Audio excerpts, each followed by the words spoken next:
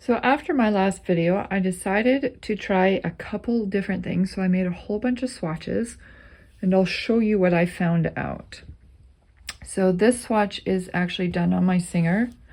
All the other ones are done on a Brother. And I did a chunk with the Lycra in it and then pulled the Lycra out and then just knitted a swatch and thought that would be really cute, maybe just to do on a waist band and then have the bottom of the skirt. It kind of gathers it naturally. I don't know what happened here, but these needles did something weird.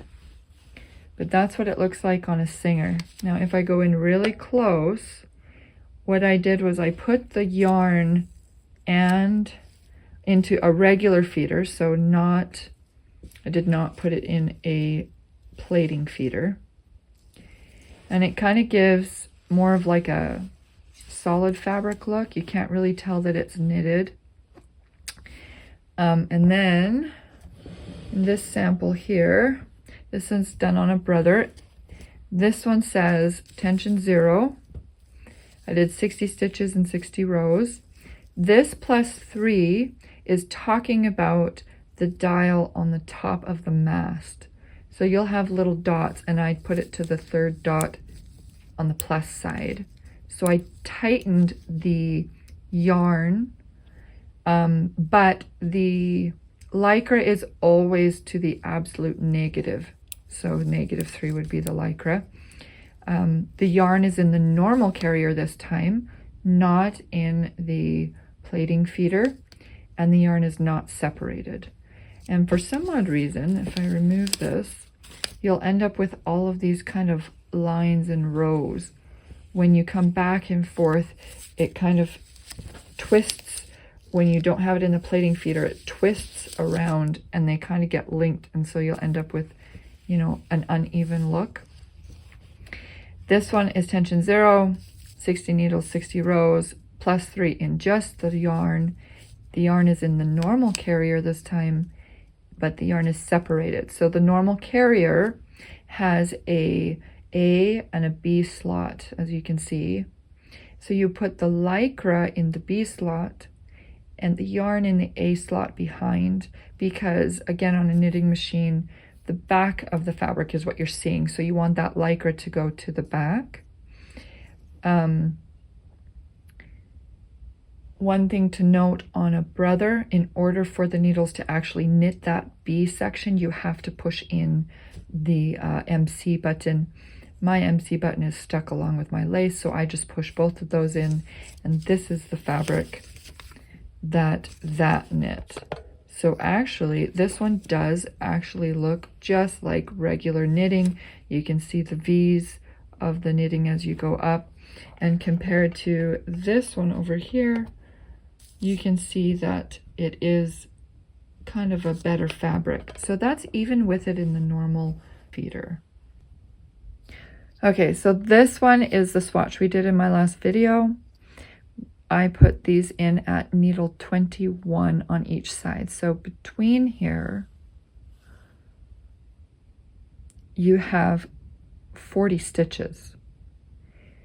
Now, the full length is you bring out needle 30 and needle 30, and then you put your markers at needle 21 and 21. So between those markers, you know that you have 40 stitches, right? So from center, you'd have 20 this way and 20 this way. And then of course, these are 60 rows going up. So when I measured last time, I told you the wrong way.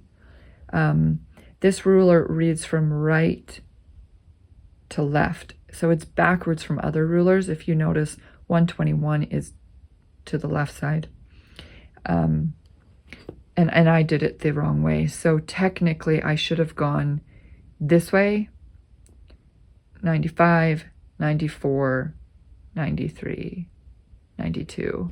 So it'd be 92. So I'd have to do 92 rows to get 4 inches. If I grab just a regular ruler and I put that at 4 inches, okay? And we hold this here and we're at 90, what did I say, 95, 94, 93, 92, maybe 92, 91, somewhere around in there. If I hold the same ruler up like this between there, you can tell that 4 inches is up here. So this ruler really helps to understand within that 4 inches, or sometimes people go with 10 centimeters. It's telling you that you are going to have to do 92, 91, whichever one you choose, rows to make this long, is what it's saying. Because right now we're what?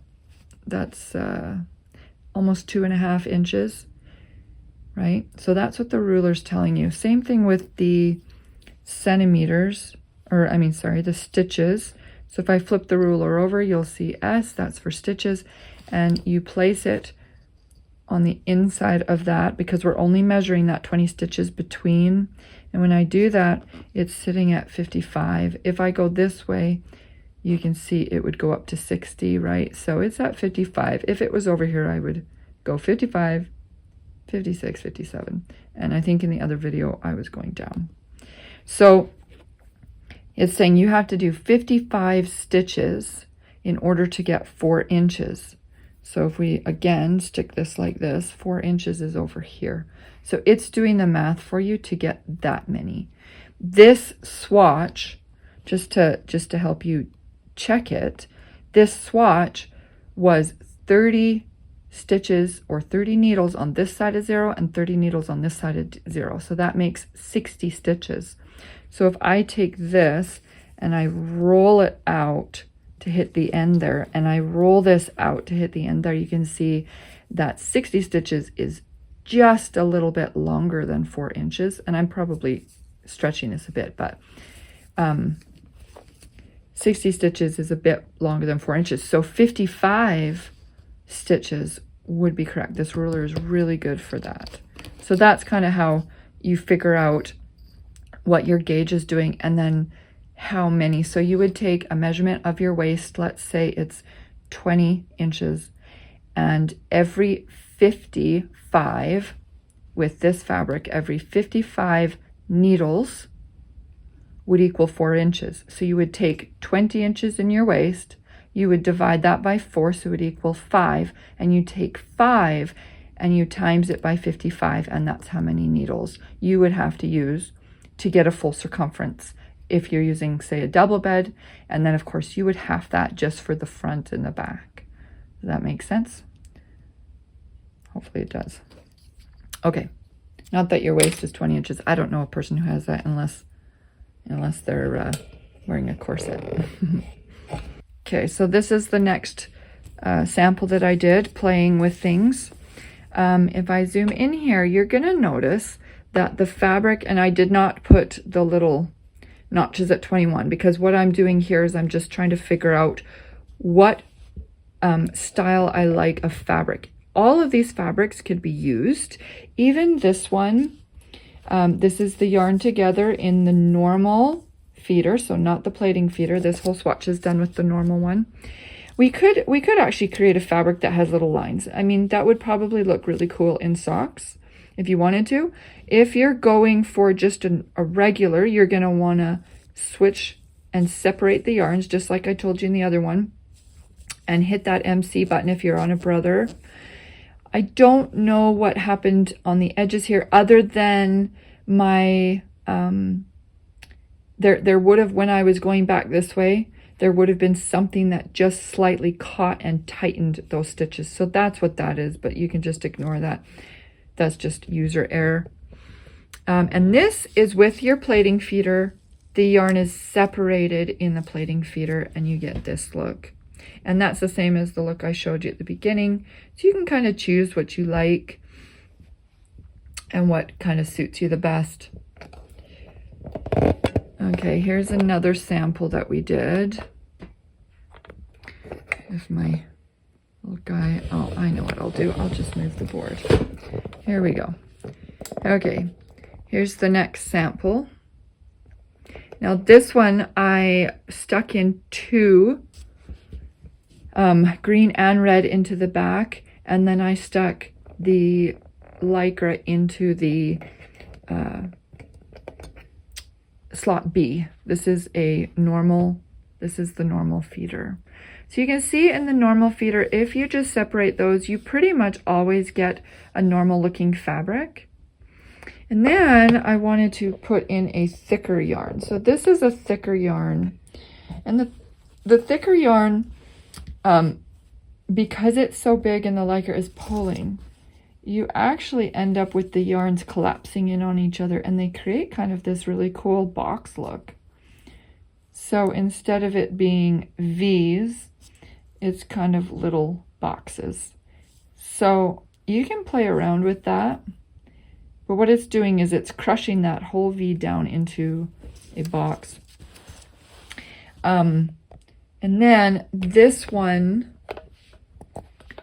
was kind of interesting because I decided to take off the spring. So I ran the Lycra through the yarn carrier and did not bring it up to the spring and back down. I just brought it straight down. So that still works. It did a little bit of a different look. And also down here, I decided to do what's called a mock hung hem. So a mock hung hem, you have two needles in work, and then you have one that is not at all. So it actually creates basically a hole. You can see that Lycra quite a bit.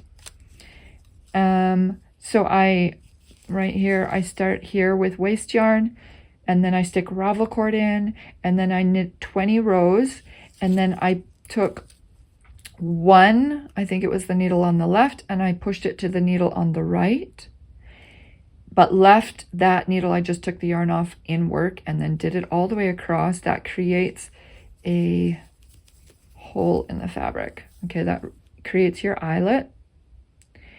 And then I just knit 20 rows again, and then I brought up and hung those stitches on, and then I pulled out the ravel cord and pulled off all the waste yarn, and so it's sitting on the machine like this, and then we just knit up naturally, and look how beautiful that fabric turned out.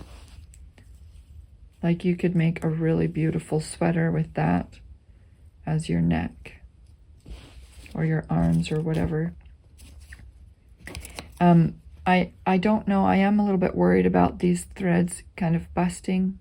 I don't know what that would do, but that is the mock one. This one was set at tension 0, 60 stitches across, plus 3 for the yarn, normal feeder, the yarn is separated, and the Lycra is not in the spring. So then I decided, okay, well, let's try doing that with the thicker yarn. So this is what it turns out like. It's pretty comparable to the other one with it not in the feeder, and I did turn that up to 3, even though this is a thicker yarn. It's quite thick compared to the red. This red is a little bit thicker than this one as well. Let's see if I can find a tail of this one. So these are all kind of different thicknesses. That bright red is a bit thicker than the other one, and this one is probably equivalent of light lace weight. And these ones are like really, really tiny. Okay. This one is in the normal feeder. The yarn was separated in this one, but for some odd reason it gave me a problem. It did snap a couple times and I had to keep working with it.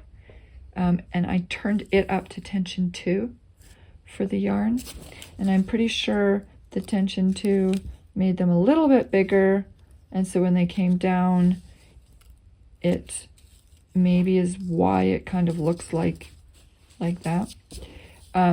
So you do have to play with your tensions for your specific yarn and make some swatches. This is the last one. This one is an even tinier yarn than the other ones. It's more like thread, you know. And then I did two different things here. I started off with tension below tension 0. So I put it about a notch below the 0, and it was really, really tiny. Then I took it out, the Lycra out, and then I moved the tension up to 1 to see what it would do. And of course we still have, on this one, I put the plus to 0. So I took off some tension, and on the top one, I put it to plus 3.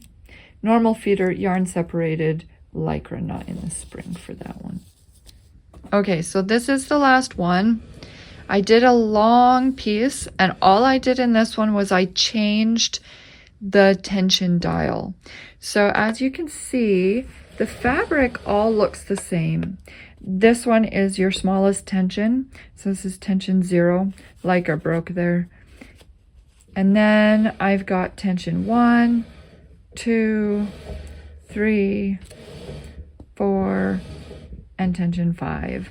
They all look like the same fabric. It didn't change anything, but what it did change, of course, was the gauge of height of rows. So if we take and look at this, between there, that's 3 inches.